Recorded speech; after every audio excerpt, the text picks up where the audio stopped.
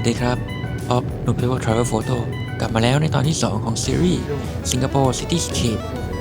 ตอนก่อนผมพาไปถ่ายภาพไชน่าทาวน์สิงคโปร์ครั้งนี้อยากบอกว่ามุมนี้ลับกว่าเดิมเพราะยังไม่เคยเห็นคนอื่นถ่ายรูปนี้เลยที่จะไปวันนี้คือเหล่าพาสัตว์ตลาดขายกับข้าวหรือฮอกเกอร์เซ็นเตอร์หน้าตาย้อนยุคสมัยล่าอาณานิคมนั่งรถเมล์มาลงที่ OUE Bayfront ป้ายรถเมล์ใกล้ๆกับ Raffles Place MRT นะครับแล้วก็ข้ามสะพานลอยไปที่ Raffles Place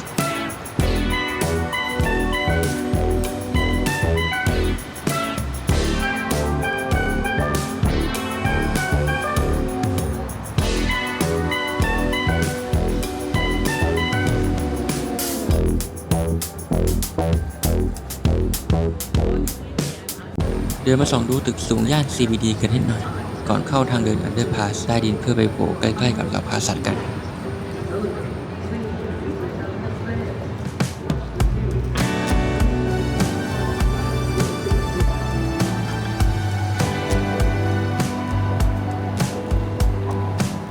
เดินทางใต้ดินที่สิงคโปร์ถ้าไม่ชำนาญจะหลงเอาง่ายๆนะครับให้เดินตามทางออกไอไปได้เลย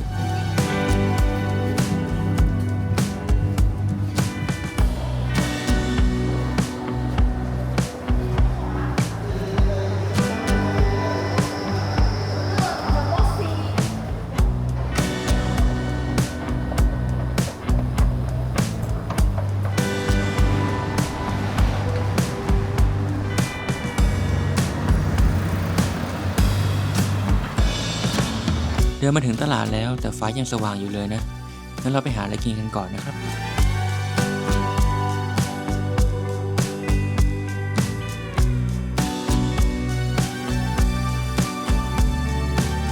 แต่ก่อนตลาดเราพาสัตว์เคยชื่อว่า The Lock Ayer Market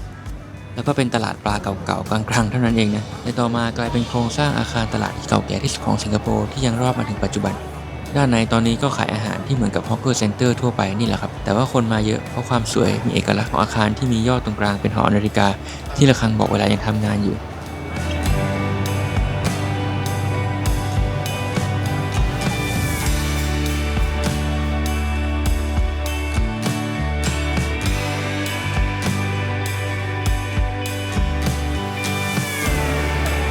ถ้าเดินไปทางออกทางทิศใต้ก็จะได้เจอกับสเตทสตรีท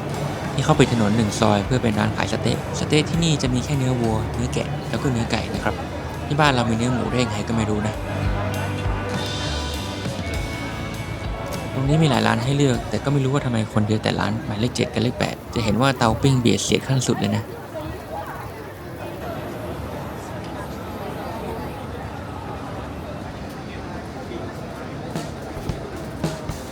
พอกินอิ่มฟ้ามืดไปซะแล้วแต่วันนี้ไม่ได้ตั้งใจมารอถ่ายภาพตอน Blue Hour อยู่แล้วนะครับเดินย้อนไปทางทิศเหนือเพื่อไปที่ตึกหงหลวงบิลดิ้ง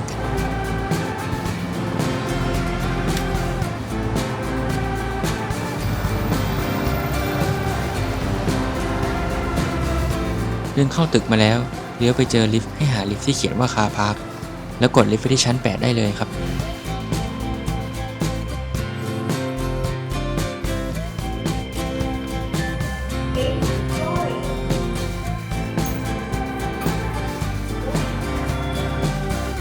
เลี้ยวผิดนิดหน่อยนะเดินออกจากลิฟต์มาแล้วเลี้ยวขวาไปที่จอดรถนะครับ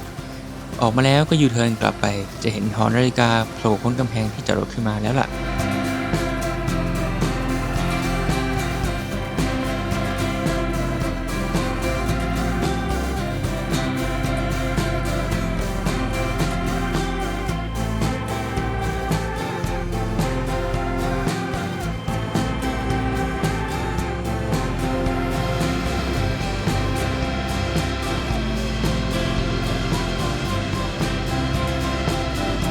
ขาตั้งของเราก็เอาไปวางไว้บนขอบกำแพงได้เลยนะครับ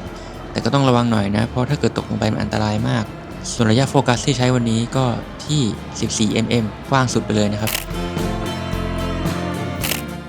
ภาพนี้จากโทรศัพท์นะขออภัยที่คลิปมันกระโดดกระเดกเล็กน้อยเพราะขอบตึกมันยุบเวลาเอามือกดลงไปนะครับ